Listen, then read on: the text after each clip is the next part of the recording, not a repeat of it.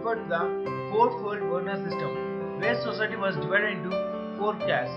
They are the Brahmanas, known as priests, the Kshatriyas, known as warriors, the Vaishyas, known as traders, and the Shudras, where they were menial workers. Initially, caste was associated with one's profession and could be changed. The lower castes were excluded from education and employment opportunities. The Shudras were ruled to the status of The Shudras were reduced to the status of untouchables. They could not use public facilities like tanks and wells, and they denied to enter the temples. Inter-caste dining and marriages were strictly taboo. The idea of caste reform was closely linked with the social reform movement of the 19th century. The reformers rejected the idea that rituals and social norms had to be followed simply because they were mentioned in the Shastras. Justice Rande, one of the early nationalists, said that the change which we should all seek is thus the change from the constraint to freedom, from cruelty to faith, from authority to reason, from bigotry to toleration, from blind fatalism to sense of human dignity. This is what I understand by social evolution, both for individuals and societies in this country. Social thinkers pointed out that a society characterized by people who were subjected out to dated practices, superstitions, and expectations would never be able to be progress. The British rulers would keep using the divisions in Indian society to continue their exploitative rule. Now let us study about some of the social reformers. Raja Ram Mohan Rai. Raja Ram Mohan Rai was one of the most influential social reformers of India. He was strongly opposed to caste system and respected the traditions and cultures of India. He used ancient Hindu scriptures to prove that Hinduism did not require difficult rituals and divided society. In 1829, Rajaram Mohan Rai founded the Brahma Sabha. This organization mainly aimed to reform Hinduism in several ways, including fighting against the caste system. His associates included David Hare, Tarachand Chakravarti, and Keshav Chandra Sen, the radical reformer. Here you can see an image of Rajaram Mohan Rai. Ishwar Chandra Vidyasagar. To campaigning the cause of movement, the Ishwar Chandra Vidyasagar also spoke out against caste. The principal of Sanskrit College in Calcutta. He opened it to the students of all castes, where previously it had been exclusively only for Brahmana students. He also made efforts to educate girls of lower castes. Now let us learn about the next social reformer, Swami Vivekananda. Ramakrishna Paramahamsa was a revered saint in Bengal. His famous follower Swami Vivekananda, he was firmly against the caste system and untouchability. According to him, one caste should not consider itself superior to other. He felt that the ideal way to undo the harm done by the caste system was the rise of lower caste to the level of the upper caste. Here you can see an image of Swami Vivekananda. Now let us study about the social reformers in the Western India. Jyotirao Phule is the pioneer of caste reform movement in Maharashtra. He was born in Satara and belonged to Mali caste. Jyotiba was a severe critic of caste system. He believed that the Varna system had led to the exploitation of lower caste by the higher caste for centuries. All high posts in the administration, politics, and social and religious organizations were taken by the upper caste. Education was therefore only vehicle to social reform and the uplift of lower caste. Jyotiba has a personal experience and understanding of oppression faced by the lower caste. He discouraged the performance of expensive rituals. In 1848, Jyotiba opened a school for girls for the lower caste. He educated his wife Savitri Bai so that she could teach the girls. In 1873, he set up a Satya Shobhak Samaj. It aimed to improve the condition of lower caste and untouchables. He was affectionately called Mahatma by the people of Maharashtra in recognition of his great work. Dr. B. R. Ambedkar called him the greatest Shudra of modern India. Now let us learn about Mahadev Govind Ranade and Ramakrishna Gopal Bhandarkar. Justice Mahadev Govind Ranade was a distinguished scholar, reformer and author. He spoke out against child marriage and caste restrictions. He set up the Purna Sarvajanik Sabha and Pardana Samaj to serve the vehicles for his message of social reform.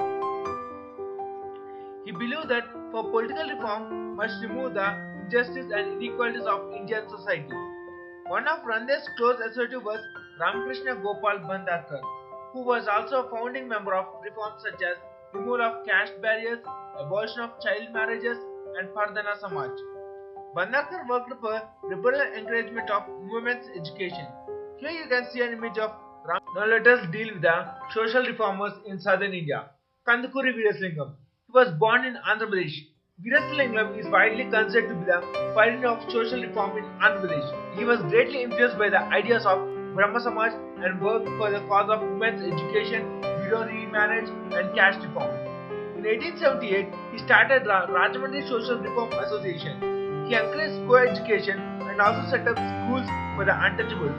Night schools were established for working people. He also started a Telugu magazine devoted to social reform. Due to his extensive achievements, he was called the Vidyasagar of the South by runners. Coming to the next social reformer, Periyar. Erode Venkat Ramaswamy Naikar was affectionately known as Periyar by his followers. In his early life, he was the victim of caste discrimination. He was opposed to the exploitation of non-Brahmanas by the dominant Brahmanas. Periyar and his followers campaigned actively for the removal of social inequality. He tried to make the lower castes aware of the link between their lack of education and their backwardness.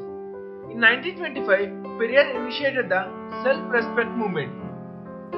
He also started a political party called Dravida Kazhagam, or the Union of Dravidians of South India. It was the voice of Tamil-speaking people and the lower caste and worked for the upliftment. Coming to the next social reformer, Sir Narayana Guru.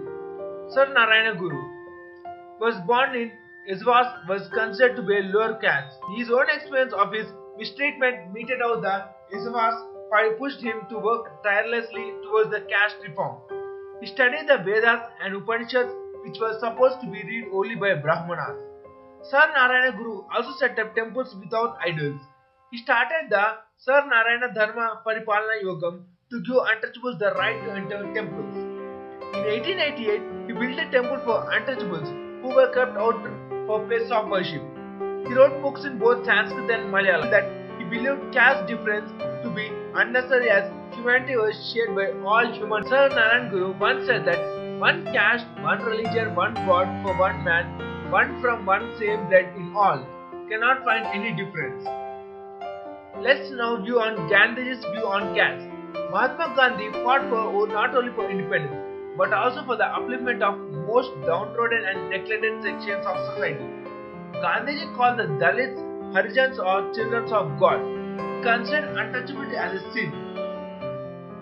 Gandhiji started an ashram at Sabarmati in Gujarat in the year 1960. He himself cleaned the toilets to display the dignity of manual labor.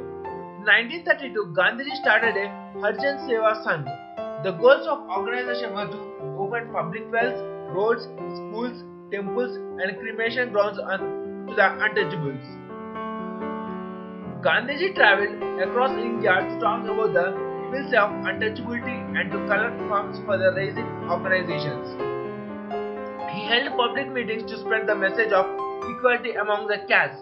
B.R. Ambedkar. He is the pioneer in the fight against caste oppression in India. He was also known as Baba Saheb Ambedkar, belonged to the Mahar caste, which was treated as untouchable. Ambedkar suffered segregation and ill treatment as a child. Dr. B.R. Ambedkar launched active movements against untouchability. He fought for the right of lower caste to enter Hindu temples. He realized that colonial government would never work towards more equitable society and a better life for lower castes. Here you can see an image of Dr. B.R. Ambedkar. The only way to achieve goals is that idols was gaining freedom for India to govern herself.